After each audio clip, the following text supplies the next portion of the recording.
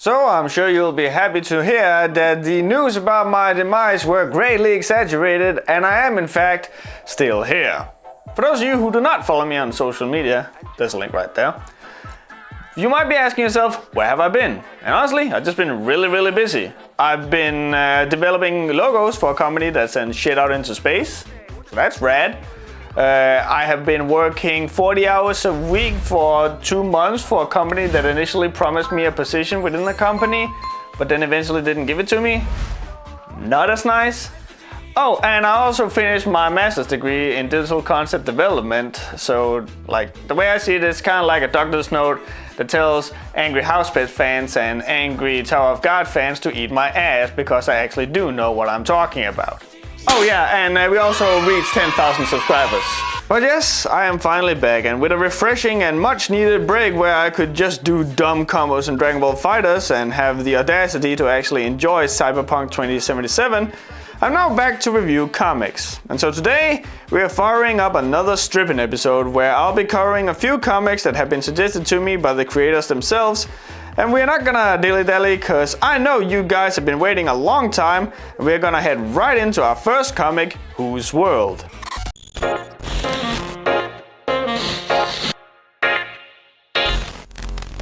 Whose World is a webcomic made by Jordan the Lass and had its debut back on Christmas Day in 2015 and is now boasting a length of over 240 strips. It's a funny slice of life comic that teeters on the funny side with a sprinkle of drama strewn here and there. So what is the comic about?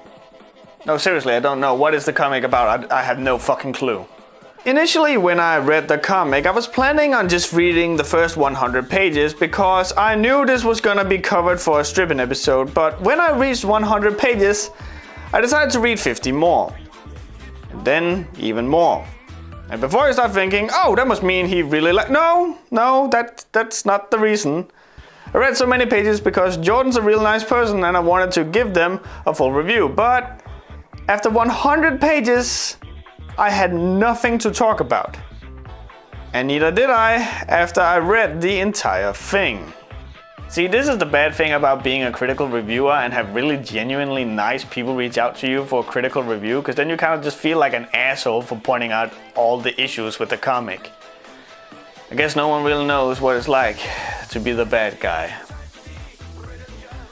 Anyone? Limp Bizkit? Behind Blue Eyes, Limp Bizkit?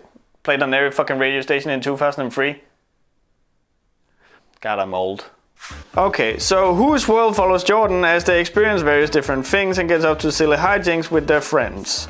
The comic started out initially being kind of like Yosh, where the comic served to just tell about various funny things the creator Jordan had, hence why their names are similar. I actually had to reach out to the real life Jordan to make sure I got their gender right, and only then did I realize that as the comic goes on, the comic Jordan becomes their own character, and not everything is based off of real life stuff anymore. I will say, I'm kind of feeling two ways about this. On one hand, it does open up for the characters of the comic to actually start doing storylines that are a little more interesting than I bought bread today and I saw a cute cat. But on the other hand, the stuff that the fictional characters get up to is still really bland. And before you could kinda appreciate the blandness cause you know they were real life events. Like, boring things suddenly become much more interesting if they are real, but by the same token, if you got fictional characters and the stuff they get up to is boring, it's even more boring. It's like how Dobson had the chance of making himself more likable in this comic, but he still insisted on making himself an unlikable, lying, petty, sniveling cunt. As much as I want to, there's just not a lot of stuff about this comic story. Most of the characters, while interesting, just feel like they're not doing anything. Hey Jordan, you wanna listen to this new music track I found? Sure, let me listen to it. Wow, that sounds really good. I know, right? The end! Like, what? I feel Jordan does a super good job at making the characters consistent and three-dimensional, but they're just not fucking doing anything with those characters. There's so much room to make the characters have story arcs and interesting events happen to them, but the longest story arcs this comic has are like 2 to 4 pages long. Like at one point the character May decides to start a YouTube career because she loves attention. Okay, now do something with it. But nothing happens.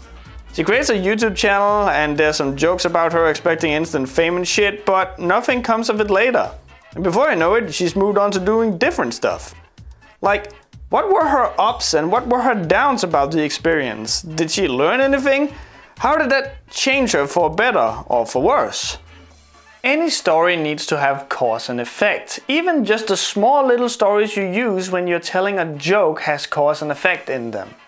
Otherwise, you're just gonna end up with stuff like, oh, Jordan is eating the new cereal, and you're left going, uh-huh. Go on. Nothing?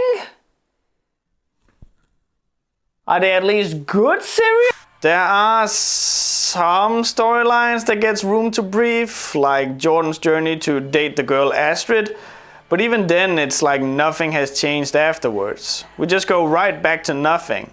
Heck, the very next time we see Jordan, he is writing some story about thunder and lightning. I don't necessarily want there to be an effect immediately after, but the fact the very first thing we see afterwards is such an aside that it doesn't give me high hopes. And we're left just kinda going, well, that sure was a thing that happened, huh? I think the reason this bothers me so much is because the comic actually has a nice cast, I find.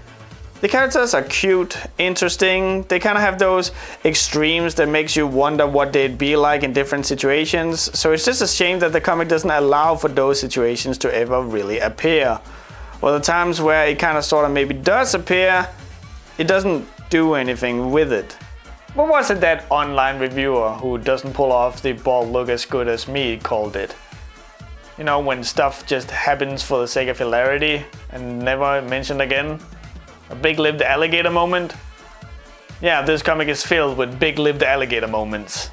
It's kinda odd, but one of the things I enjoy the most about the comic is when the bunny character and the turtle character is the main focus. Jordan has some interesting uncanny ability to convey literally everything you need to know about these characters through body language, facial expressions, and just how animated the characters are in their delivery. And heck, you even get to see if just a little cause and effect from these animals as they start out on the wrong foot, but eventually start becoming the best of friends. It's kinda odd how there's this little sub-story in the comic that should be the one without the importance and agency, and no thought put into it, but that is actually the part of the comic that's the most fun to follow. It just goes to show that Jordan knows what they're doing sometimes, and that's the kind of mentality they need to tap into going forward. Honestly, yes, the comic has spent over 200 pages to get there, but I feel the building blocks have been set, and now could mark an excellent point for Jordan to start actually doing something with the comic, other than just wacky little nothing stories with no relation or importance to each other. It would be a long ass intro, sure, but even though I haven't really sung this comic high praises thus far, it's not a bad comic in any way. It's just boring. In terms of art, I can't say I love this comic, nor can I say I hate it. It's that neat little middle ground where it's fine and cute. The colors are bright, which reflects the tone of the comic really well, and the lines are clean and smooth, helping to give the characters a roundness that makes them cute, lovable, and approachable. There are some design choices I don't mind, but I'm rather curious about, such as why are they always outside, and why is it always the same spot outside? Don't get me wrong, every now and again they'll take you inside someone's room, but primarily it's always the same green field and trees you see in the background. I feel with how colorful the characters are, it's a wasted opportunity to not show the different people's homes as much, as you can tell a lot about the characters from how they live and decorate their homes. And the dumbest part? It's again with the bunny and the turtle we get to experience the best part of this comic's art. I don't know if the bunny and turtle are just done by someone else or something, but again, there's not an insignificant jump in terms of quality when it comes to these characters. When the people move, it feels stiff and awkward, but then you see the bunny and turtle and they're so well animated and perfectly conveys motion and emotions. Yes, it's more exaggerated than the other characters, sure, but I feel it fits with the tone of the comic. I actually eventually ended up wanting to return to the bunny and the turtle again and again whenever the humans were on screen, just because it felt like it was with the bunny and the turtle that the comic really came into its own. Ultimately, this comic isn't bad, it's just not a comic that does well for reviews. It'd be like me reviewing a Gaga strip comic. Oh no, Garfield doesn't want to get up cause it's Monday.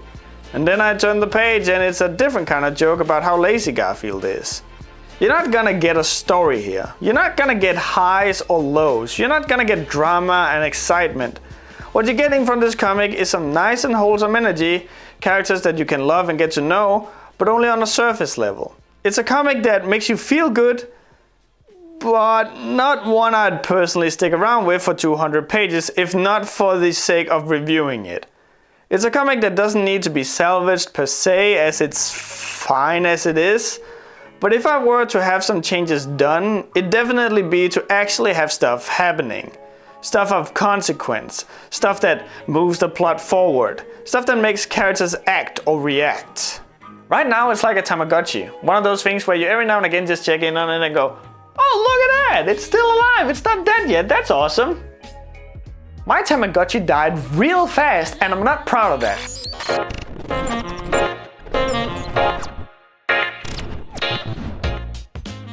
The writing is a 5. It's okay. As I've repeated ad nauseum at this point, while a lot of stuff happens in this comic, nothing of it has any weight and it kind of feels redundant. The only saving grace is the happy-go-lucky feeling the comic conveys, which is infectious.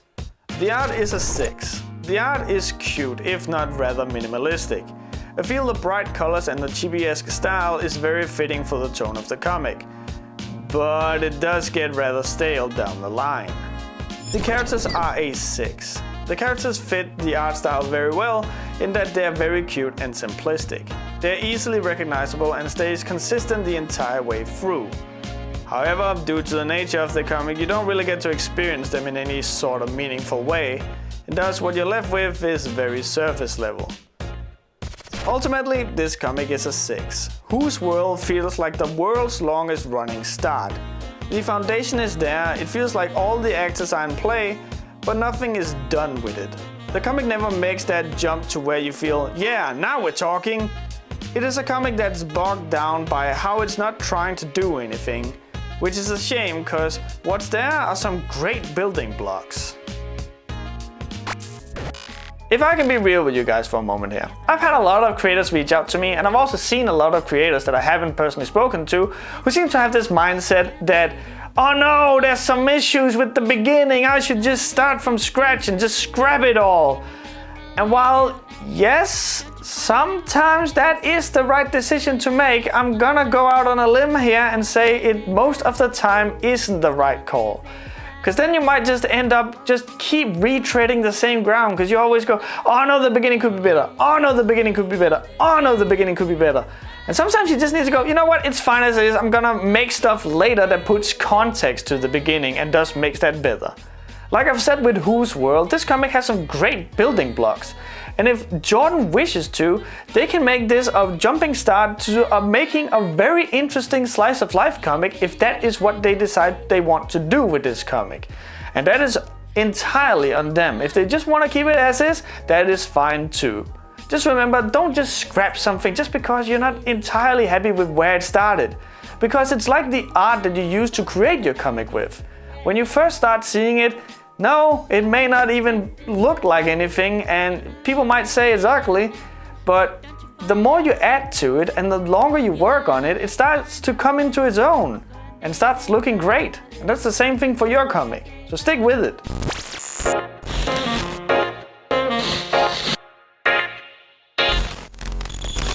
Next up we got... Actually, hold on. What was the name again? Bad Luck, the Quest for... Wait, no, that can't be it. Huh, it is. Huh.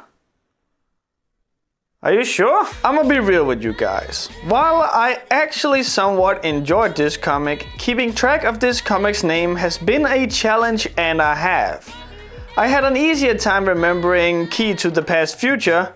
that wasn't even a bit. I legit misremembered it this time. Heck, I'm even doing the comic a service by adding punctuation, cause literally all text I could find that referred to this comic by name spelled it out as Bad Luck, the Quest for the Cod Pipe. which isn't super great. It feels more like a weird word salad, with bits and pieces here and there just thrown together rather haphazardly. Like, okay, bad luck, I see, I can get behind that.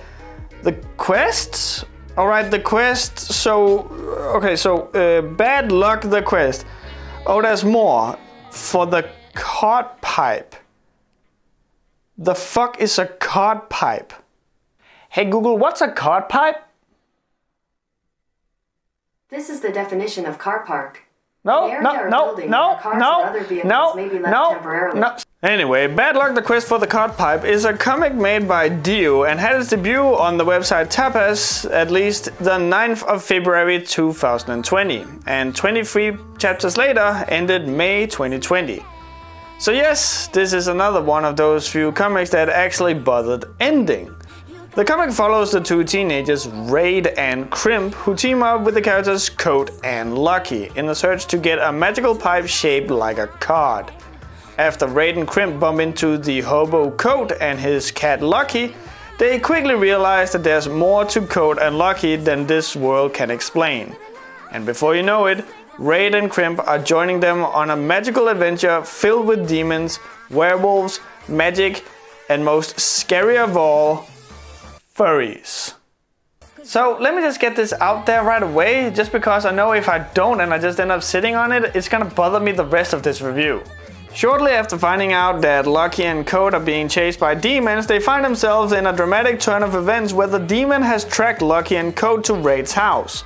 The door is opened and a black smoke fills the room, and in the smoke you see this scary face, and then you see the full thing. Now, I've seen some scary shit in my time. This right here? Not one of them. Really? This is how you chose to portray your demon? As a boring ass looking hyena looking thing? Like, sure, when you progress further you find out it's actually a snake-like hyena thing, but that doesn't make it any more scary really. Like, I don't look at this and worry it's gonna eat me, I worry that it's gonna eat me, you know, war style or some shit. Now, as a whole, this isn't a big issue, as the comic is primarily comedic. Like, you're not gonna get a big epic fight against a demon where the hero puts his life on the line to slay the demon. No, you're gonna get Raid bonked the demon on the head with a bat and it made the owie face and now it's gone. Also, we're not gonna address how the demon disappeared or what happened to it afterwards. Shut up, look at Crimp being silly. It's nothing bad, don't get me wrong, it just kinda threw me for a loop at first, cause I thought it was gonna be your typical hero learns about the new world where he has to fight against powers he doesn't understand story that we've seen oh so many times before. And sometimes it kinda feels like that's what it's trying to do. Like, even when it's being this dumb and goofy, which is honestly done super well, don't get me wrong, there's shots like this where there's hanging body parts from the ceiling. Woo! Love what you've done with the place. Nice. I think that I really liked about this comic is simply the way the adventure felt. The comic did a really good job in setting things up and explaining just enough most of the time. Like, Lucky and Coat gets weakened by the rain, so obviously the villains are doing spells to make it constantly rain.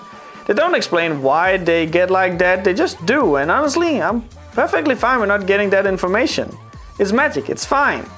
And while the goofy and humorous tone of the comic never really made me chuckle outright, it still made me smile, and I enjoyed it when the characters were on screen. I thoroughly loved the chemistry the characters had, and every character had a unique dynamic with the other characters that the others didn't.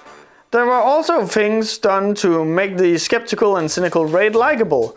Like, sure, he got into it with Lucky a lot, and he would typically be the naysayer to most of the group's choices and suggestions.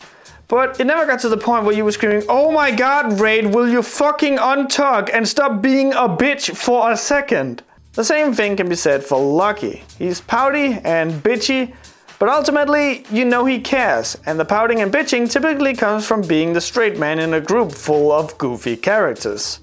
Ultimately, I don't really think that there were any characters that I didn't really like. I think most of them were really solid, maybe except for the villains and their one single dimension. I would legit have loved to see more of these characters. But it wasn't meant to be, cause then the comic stopped, and I almost feel it's the same kind of thing we can expect from a comic like Rascal.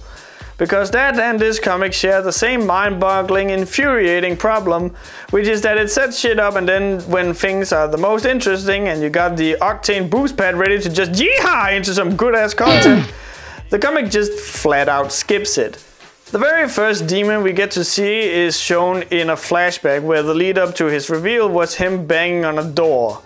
We don't get to see him kick the door down or anything. The comic skips that entirely and just jumps to a time where the thing apparently already has set the entire place on fire. Lucky, who apparently has magical powers, ain't doing shit, and after the demon's been bonked on the head with a baseball bat twice, the comic just skips along and we are told the house burned down. Where did the demon go? They clearly didn't kill it because it went back to base. How? Why? When? Heck, the comic sets up a lot of mysteries that I was fully ready for answers to, like the characters who can see the future and has a bird thingy that teleports enemies to some unknown area without any effort.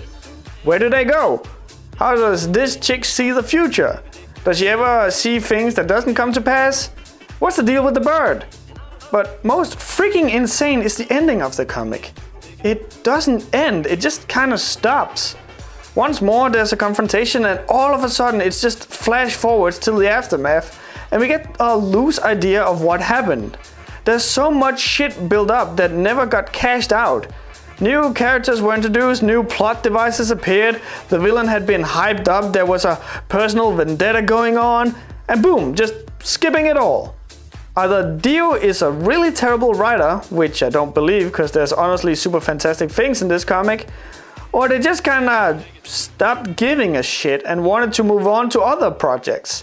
I honestly can't tell you.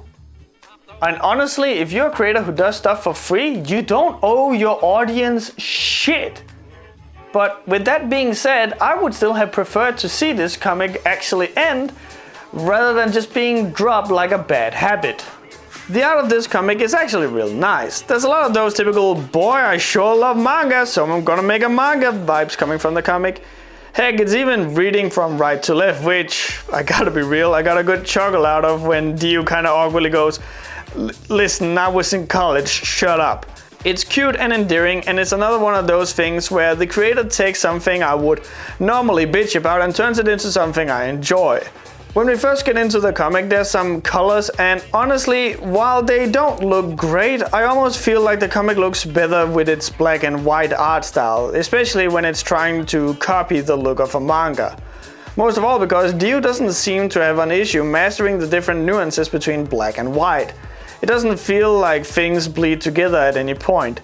Sure, the art isn't as good and detailed as Made in Abyss, but I definitely feel that Dio is doing a better job at making characters and action distinguished thanks to the nuances. It's not this big grey mesh that looks more like a poor paint scan rather than an artistic choice. Yes, I literally just put this part in here so I could dunk some more on the angry Made in Abyss fans, this time armed with a master's degree.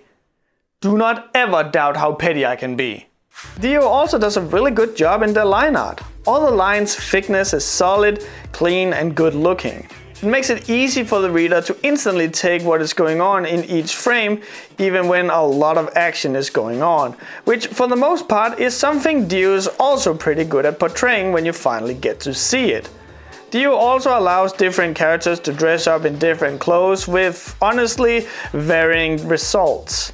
Like the character's coat and crimp often look pretty similar due to their shoulder-long black hair, and at one point the Oracle Sky gets most of her hair cut off, and the comic doesn't do nearly as good a job at distinguishing Sky as I think it might believe it does. I for certain had to be told it was Sky before I realized who it was. It doesn't really help that this all happened while I was being introduced to a whole new group of characters, and I honestly just thought that this was another one of those new characters. Ultimately, despite some god-awful storytelling skips and one of the worst comic names I have ever seen, I can literally not emphasize that enough, this comic is a perfectly good and enjoyable comic that got killed off way too soon. Sure, it's a pretty bog-standard story of characters learning about a paranormal world and then dealing with it, although with a refreshing comedic twist to it, but it was a bog-standard story with a lot of heart and love to it, and it was actually done somewhat well. I enjoyed reading it, and I felt it flowed nicely when it wasn't skipping vital scenes. The characters were bouncing off of one another very well, and it was a nice and easy story to just pick up and read. Here's the good guys, here's the bad guys, here's the thing they both want, and action. It kind of reminds me of Dragon Ball, you know, like the beginning of Dragon Ball, where Goku and Bulma, Yamcha, Oolong and Pool were all just teaming together to fight Prince Pilaf to get the Dragon Balls, and then Oolong wishes for a pair of women's panties. You know, dumb shit like that. It's the same kind of comedic simplicity, and I really enjoyed that.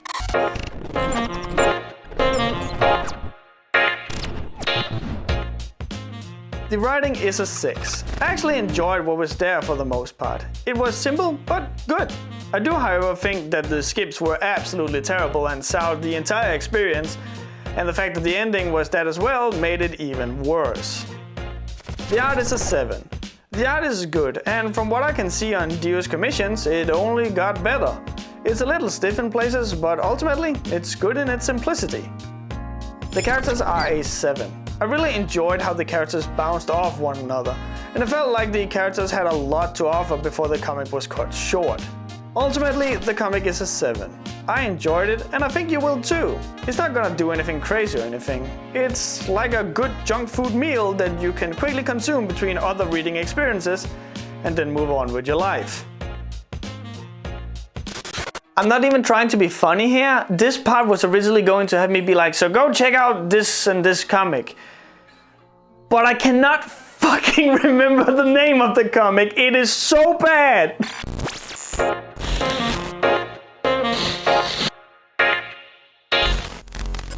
Before we move into the last review of this video, let's just take a moment to thank the beautiful sponsors of this video.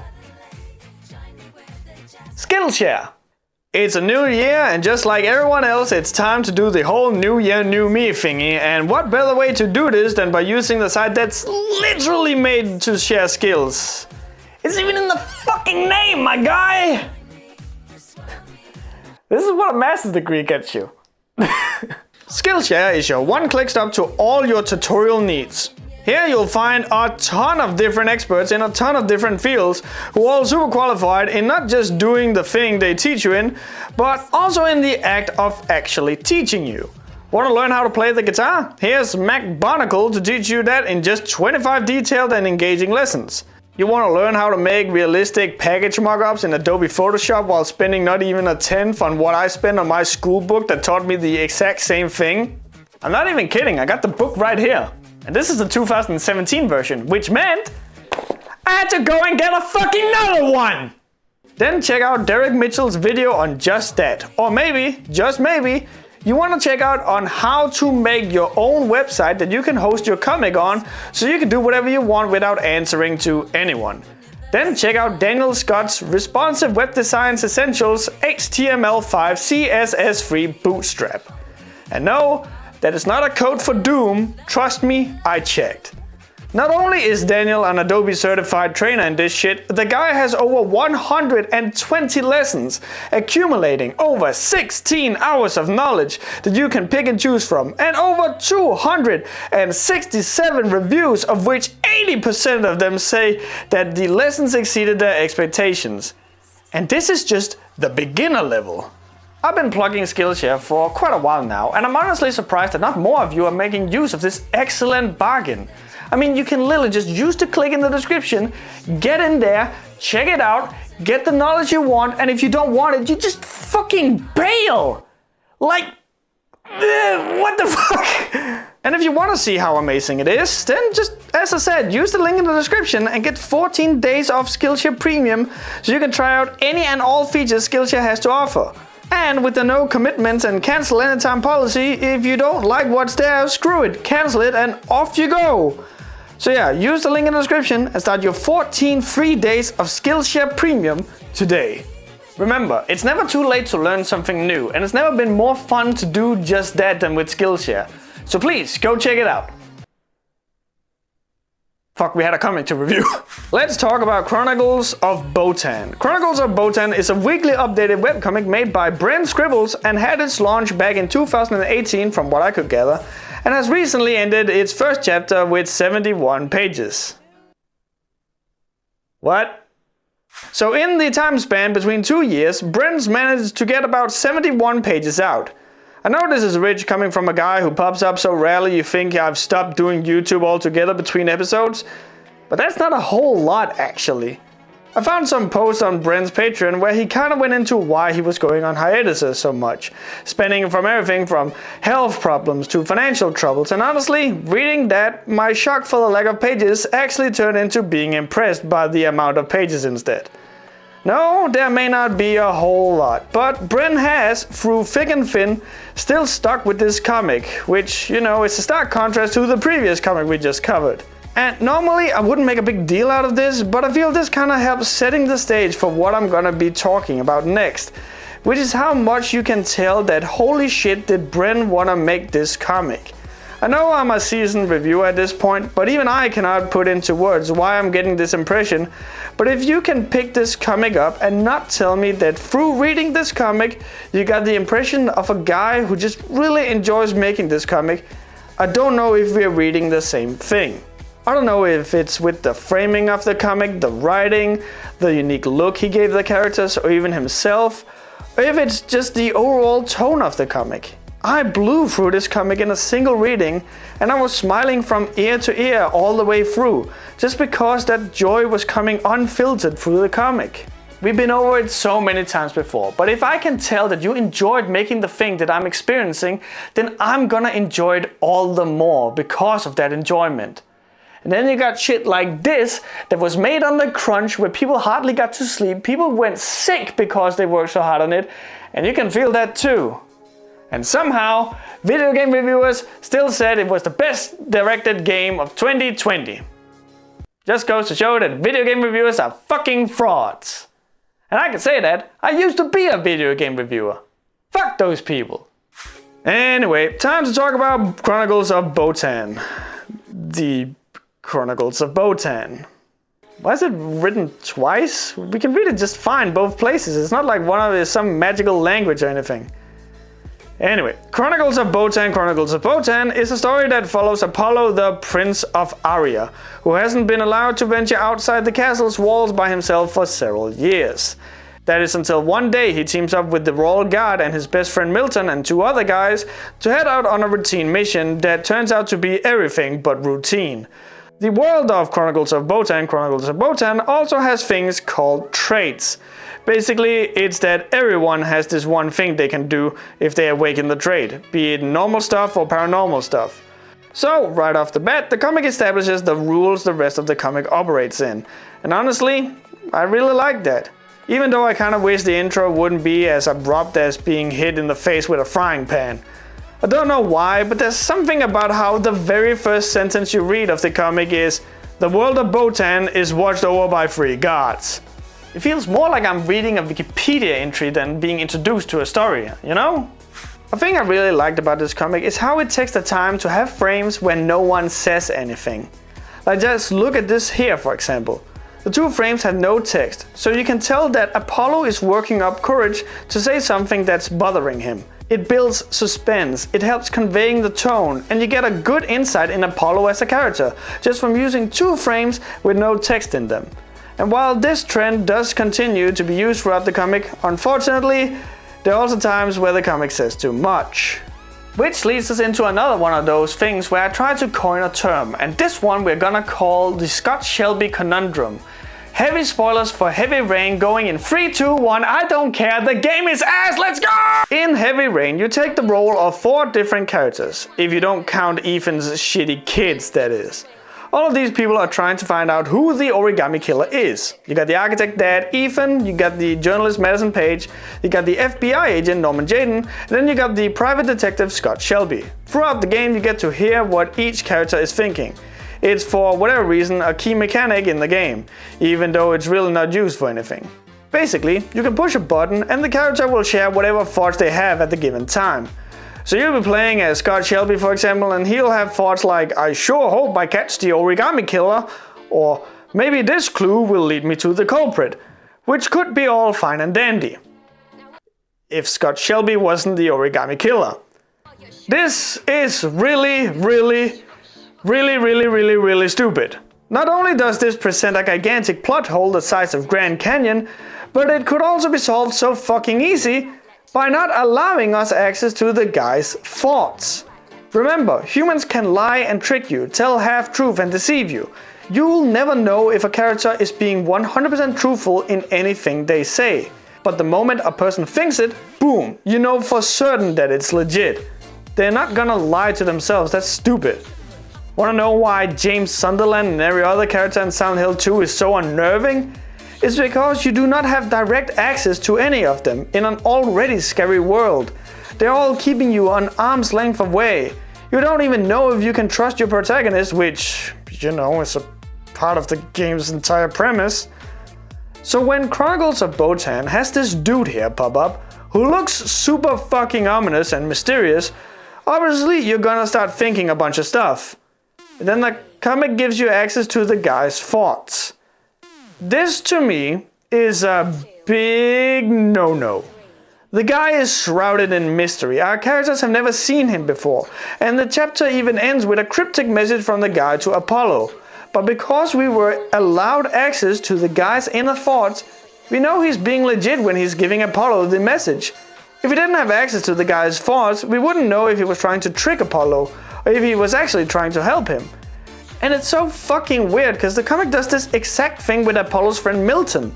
Milton shuts up. We don't know what his deal is, and thus we don't know what makes him tick.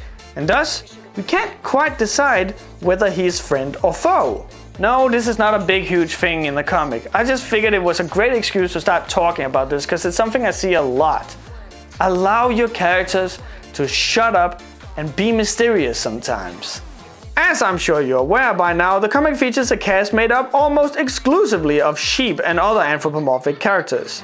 I gotta be real and say I actually like that for once it's sheeps and not, I don't know, a cat boy or a dog boy or whatever other typical anthropomorphic character we usually see. It also fits Bren's cute and cartoony art style really well, as sheeps are rather innocent and cute, which Bren definitely manages to capture. Unfortunately, because of the thick fur a sheep has, it unfortunately makes the silhouettes of the characters rather identical. To the point where oftentimes the best way you can tell the different characters apart is by looking at their horns and bangs. It does help later on when the comic starts getting colors, but even then there's still times where I have to look that little bit extra to discern who's who.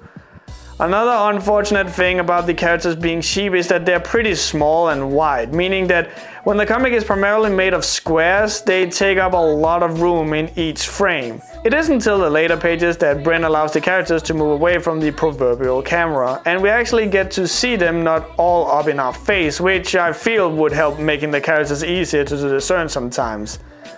Like, it wasn't until me gathering images for this review that I realized that Milton has this giant flip in his quote-unquote hair, because it's either always covered up by a voice bubble or out of frame. Maybe it's because if the camera is zoomed way too far out, we don't get to really see the small discerning features that makes the characters stand out from one another. Honestly, I don't really know, but it's definitely a thing worth noting. Because of the nature of the comic, there's also plenty of times where Bren has to make the characters act and do various actions, and for the most part they look okay. But the more extreme motions tend to be a little stiff. I don't know if it's because of the character's small stumpy limbs or what, but I never really get the flow of the character. Like this frame here, for example, where Apollo is running away terrified of what's going on. The camera being from the side and us seeing him in almost complete profile gives way too much calmness. There's way too many straight lines, way too much order. If the guy is so terrified, give us an angle that isn't natural. Give us a Dutch angle or have him run towards the character so we can see the fear in his eyes. Have his body lean forward as if he wants to move as much of his body away from what he's fleeing from. Don't hook his arm like he's got a good running form. Make it something else to show he's running on instinct rather than knowledge. Tilt the vertical border or something to exaggerate the motion and put some sweat on the dude's brow in frame 2.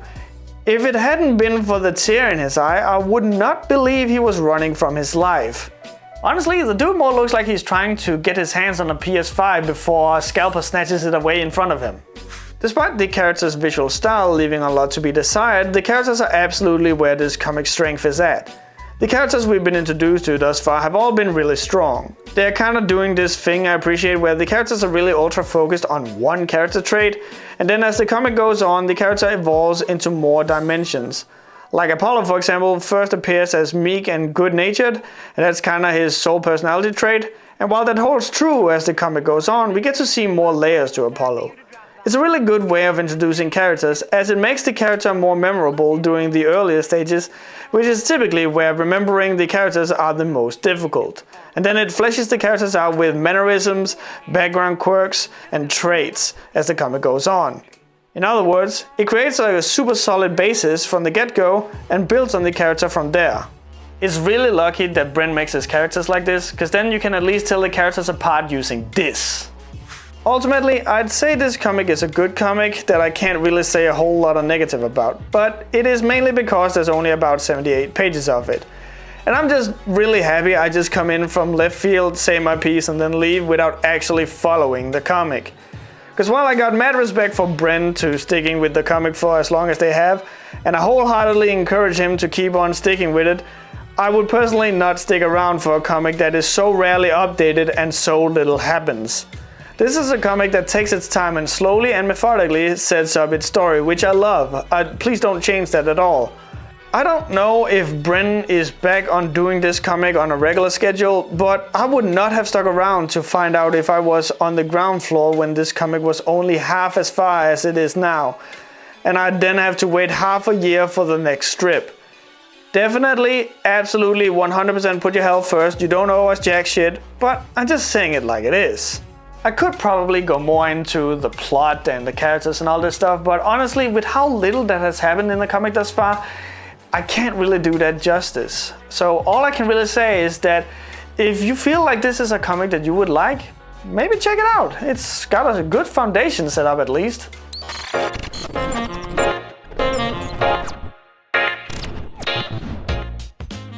The writing is a 6. There is, as I said, not a lot to judge the comic from thus far, but it feels like there's just as much to praise as there are mistakes worth pointing out.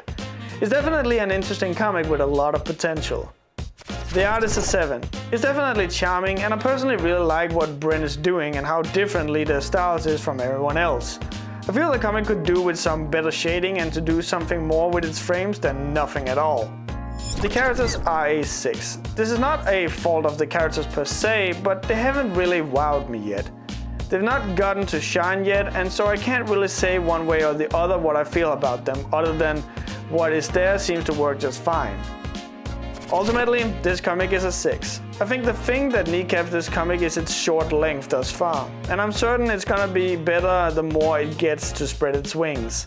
Bren is clearly doing something unique here, and I feel it'd be worth a shot to keep an eye on.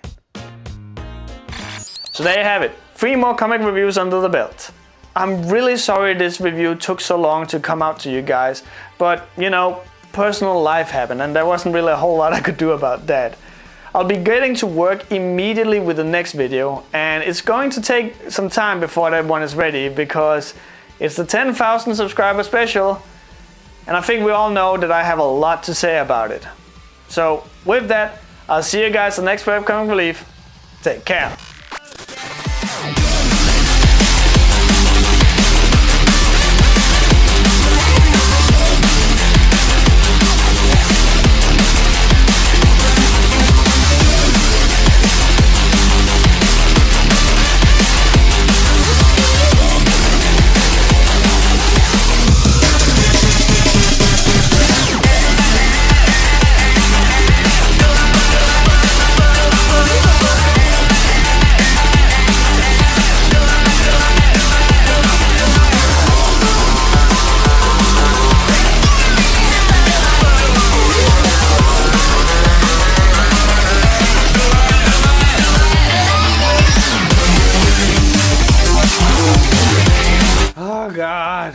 We finally did it. This video has been a long time coming. Again, I am really sorry that it took so long, but as I said, this has been a lot of personal life stuff going on. For those of you who are unaware, we reached 10,000 subscribers, which is really amazing. I never actually thought we would reach it, but here we are. But yeah, 10,000 subscribers, and I put out a few years ago a roadmap, so to speak, where I basically said like which comic I was going to cover for each milestone. And so the comic that I'm going to review for the 10,000 subscribers milestone is the remaining issues of Sonichu. Now, the last Sonichu videos I made have not aged well, and there is a lot of stuff to go over before I can fully cover that comic. So the next episode is probably going to be, if not one of, then the longest Webcomic Relief video that I have ever made. So it's going to take some time, but fortunately I don't have school or anything anymore, so I will have plenty of time to work on it. Other than that, I don't really think there's a whole lot other stuff to say other than thank you for watching this video, and let's dive into thanking the people who donated money so I can actually make these videos. So let's jump right into the patrons. Amosin. If you watched this show for long enough, you will have heard the name Amosin, who brought you the great adult webcomic Druids, taking place in the Warcraft universe. They've now finished that comic, discarded the Warcraft setting, and set sails towards a new comic called Skylords that'll launch in January 2021. So keep your eyes peeled for that. The Bonsai. Bonsai has finally gotten around to make a commission sheet, and dude, you need to fucking commission this guy. Not only does he make some really amazing stuff, but he's also open for bigger and more grandiose projects. And I have personally been a big fan of his works ever since I first saw it. So by all means, please go check it out. Nana Newcomb. Nana is working on a webcomic called 6 Months, which is a romantic comic of a detective who falls in love with the superhero of the city. If you've been paying attention, you'll notice that Nana has been a long-time supporter of the Webcomic Relief, and my god, can you tell she's improved in that time. So please, go check out 6 Months. Sebastian Vandborg. Sebastian wants me to push the Twitter account Career Zelda, which has a rich plethora of cute and funny cat images. He doesn't own the account or the cat or anything, but he just likes cats, so there you go. Hugo Junstrand.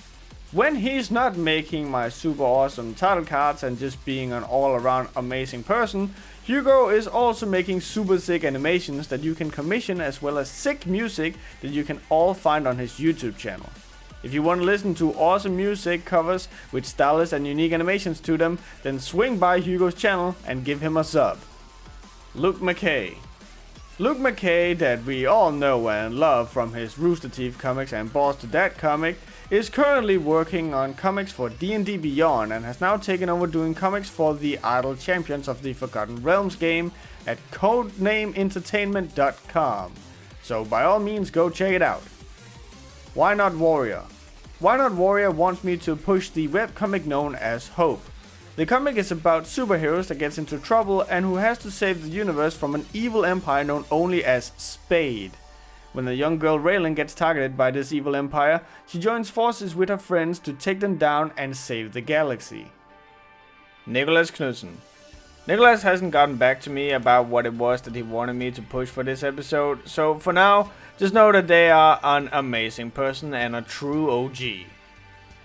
And also a big thank you to Jordan the Lass, Afly, Draco of Adrian, Hitori the Artist, Cage Vafiel, Lead Days, Nina Ha, and Shiv. And also a huge thank you to all the lovely people that you see on screen right now. If you want to support the show, there's a ton of different ways you can do it. You can use the link in the description and get 2 weeks off of your Skillshare premium subscription.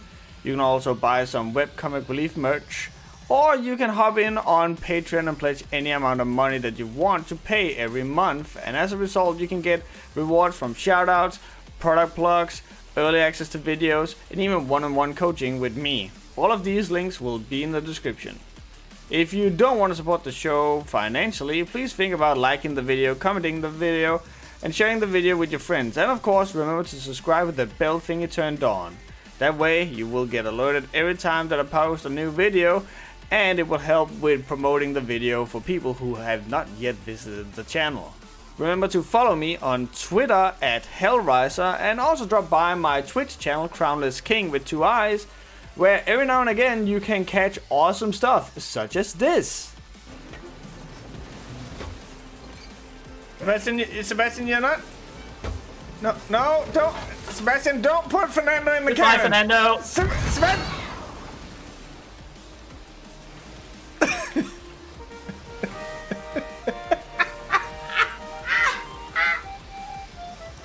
He's gone. Alright, I gotta buy a new pet now. I'll see you guys at the next Webcomic Relief. Take care.